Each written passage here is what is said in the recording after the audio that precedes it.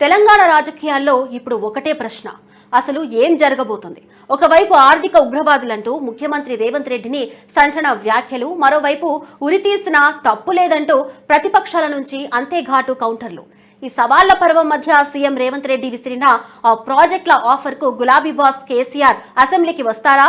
ఇంత జరుగుతున్న కేసీఆర్ మౌనం వెనుక ఉన్న అసలు రహస్యమేంటి? బీఆర్ఎస్ శ్రేణులు చెబుతున్నట్టు పులి గాండ్రించబోతుందా, లేక ఈ మౌనం వెనుక మరో వ్యూహం ఉందా? Let's watch.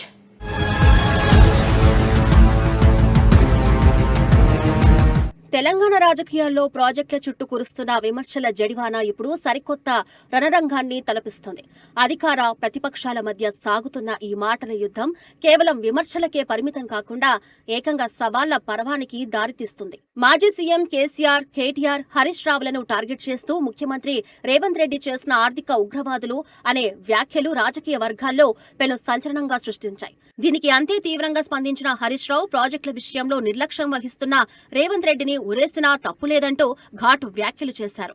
ఈ ఉత్కంఠభరిత పరిణామాల మధ్య సీఎం రేవంత్ రెడ్డి విసిరిన సరికొత్త సవాల్ ఇప్పుడు అందరినీ ఆశ్చర్యపరుస్తోంది. ఒకవేళ కేసీఆర్ అసెంబ్లీకి వచ్చి కాళేశ్వరం, తుమ్మడిహట్టి ప్రాజెక్టులపై వివరణ ఇస్తే రాబోయే 3 ఏళ్ల పాటు కీలక ప్రాజెక్టుల నిర్వహణ బాధ్యతలను ఆయనకే అప్పగిస్తారని రేవంత్ ప్రకటించారు. వాస్తవానికి మీకు చేత కాకపోతే మాకు అప్పగించండి అంటూ కేటీఆర్ చేసిన సవాల్కు కౌంటర్గానే సీఎం ఈ వ్యూహాత్మక ప్రకటన చేశారు.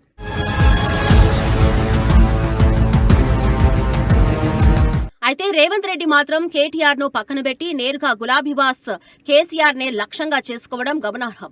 ఇంత జరుగుతున్నా కేసీఆర్ మాత్రం ఇప్పటి వరకు ఎలాంటి అధికారిక ప్రకటన చేయకుండా పూర్తి మౌనం వహించడం తీవ్ర చర్చనీయాంశమైంది. బీఆర్ఎస్ శ్రేణులు మాత్రం గులాబీ రథసారథి సరైన సమయం కోసం వేచి చూస్తున్నారని, త్వరలోనే పులి గాండ్రిస్తుందని ధీమా వ్యక్తం చేస్తున్నారు.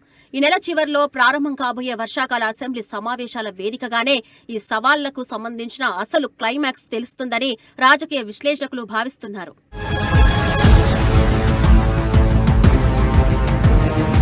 తెలంగాణ పొలిటికల్ స్క్రీన్ పై ప్రాజెక్టుల చుట్టూ నడుస్తున్న హైడ్రామా క్షణక్షణానికి ఉత్కంఠను రేపుతోంది. గడిచిన 4 రోజులుగా సాగుతున్న ఈ సవాళ్ల పర్వంతో రాష్ట్ర రాజకీయాలు ఒక్కసారిగా హీటెక్కాయి. ముఖ్యమంత్రి